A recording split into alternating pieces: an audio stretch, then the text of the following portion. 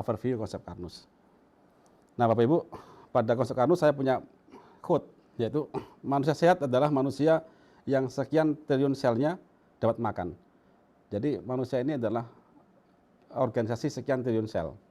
Dia dari sel berkumpul membentuk jaringan membentuk organ berkumpul ya, ada jantung, ada mata, telinga, ada tulang dan sebagainya, membentuk sistem tubuh manusia.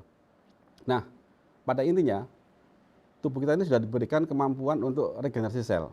Jadi kalau kita bicara tentang manusia, jadi manusia sehat itu adalah manusia yang semua selnya itu dapat makan. Nah, itulah esensi konsep Karnus. Jadi nggak peduli apakah mau sel tulang, sel sendi, sel jantung, sel mata, sel telinga, sel kulit, semua sel itu harus dapat makan. Nah, poin utama di konsep Karnus itu adalah, pernahkah kita berbicara apa makanan sel? Nah, ini yang kadang membuat kita terlupa, Bapak Ibu. Nah, sebelum saya masuk lebih jauh, bagi Bapak Ibu yang pertama kali bergabung dengan kami, saya akan sedikit bacakan tentang apa sih konsep Karnus. Konsep Karnus adalah suatu metodologi dasar untuk mempelajari dan mengembalikan cara kerja tubuh manusia berdasarkan algoritma Sang Pencipta, mulai dari aktivitas tingkat sel sampai aktivitas tubuh manusia serta hubungannya dengan alam semesta.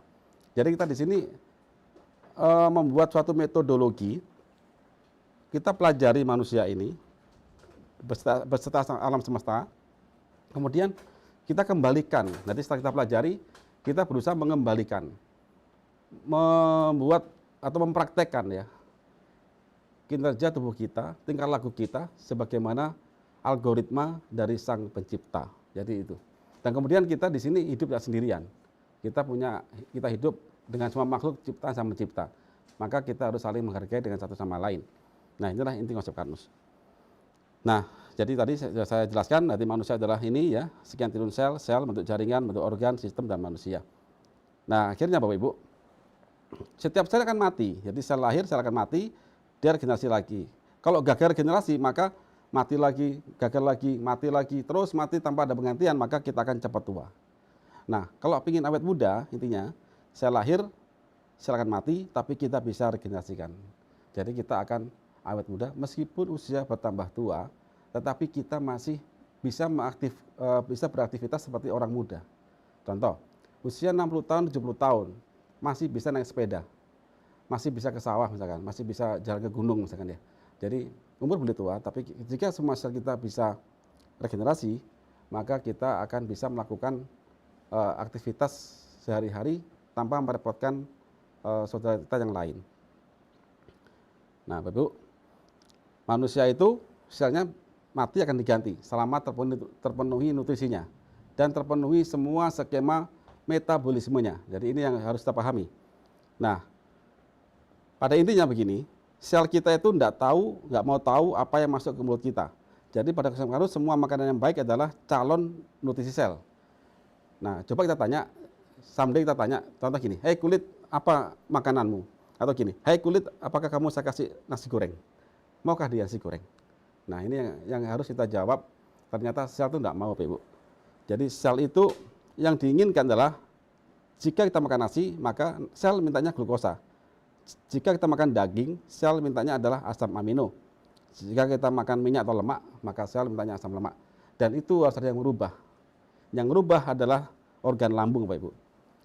Bagian lambung yang merubah, memecah secara hidrolisis dari polimer karbohidrat menjadi glukosa, itu adalah asam lambung.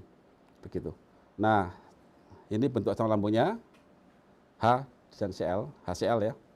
Dia satu valensi, sangat korosif. Dia punya waktu 4 jam di lambung untuk memecah seluruh makanan yang masuk ke mulut kita.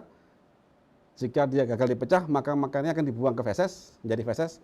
Jika bisa dipecah, maka makanan kita akan menjadi gizi dan akan dimetabolis oleh sel dalam tubuh kita ini. Nah, Bapak Ibu, faktanya ternyata pada saat kita mulai sakit lambung, yang terjadi adalah penetralan asam lambung. Otomatis sejak itulah kita akan mengalami kelaparan tingkat sel.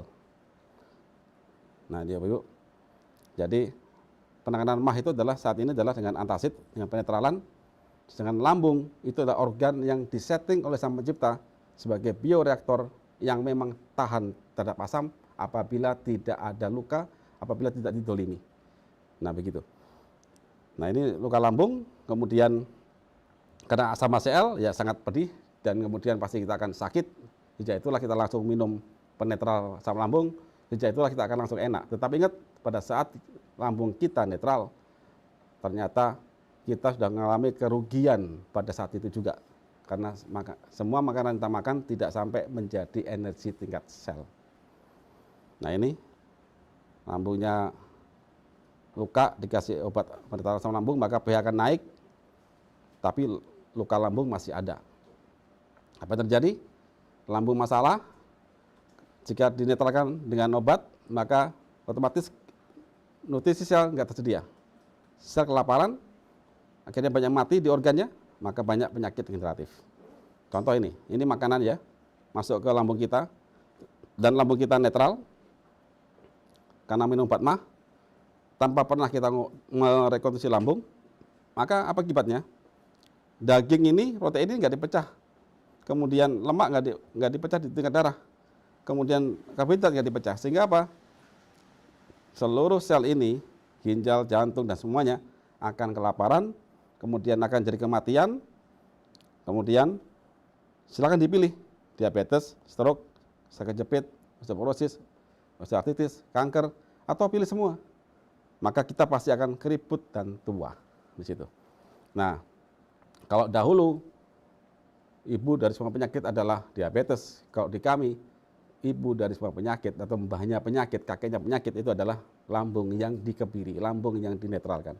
Sehingga dia akan menyebabkan diabetes, akan komplikasi, dan lain-lain semuanya. Nah, bagaimana cara memperbaiki lambung yang rusak? Inilah inti konsep Karnus. Jadi, kita punya konsep untuk diterapkan, yaitu perbaikan lambung tadi. Langkahnya adalah sangat mudah, lapisi luka lambung dengan pati resisten, kemudian rekonstruksi dia dengan asam amino yang digunakan untuk merajut lambung lagi. Kemudian hindari penetralan asam lambung, baik dengan obat atau dengan suatu zat yang bersifat alkali. Nah, langkah mudahnya bagaimana? Nah, dari konsep ini akhirnya kami aplikasikan ke suatu produk, ke suatu zat ya, yaitu dengan pati resisten, kemudian kita kembali kombinasikan dengan protein penyusun lambung, yaitu pada AG sereal. Jadi minum AG sereal, kemudian makan banyak lauk, kemudian berhenti makan sebelum kenyang, setelah itu melindungi darah dari oksidasi dengan algati, dan kita minta untuk beraktivitas fisik yang rutin. Dan juga jangan lupa untuk bersyukur dan berpikir positif. Nah, ini hasil penerapan konsep Karnus sudah banyak. Alhamdulillah sejak 2017 sampai sekarang hampir semua penyakit, apabila mereka mau belajar, mau memahami dan mau konsisten menerapkannya, maka insya Allah akan diberi kesembuhan.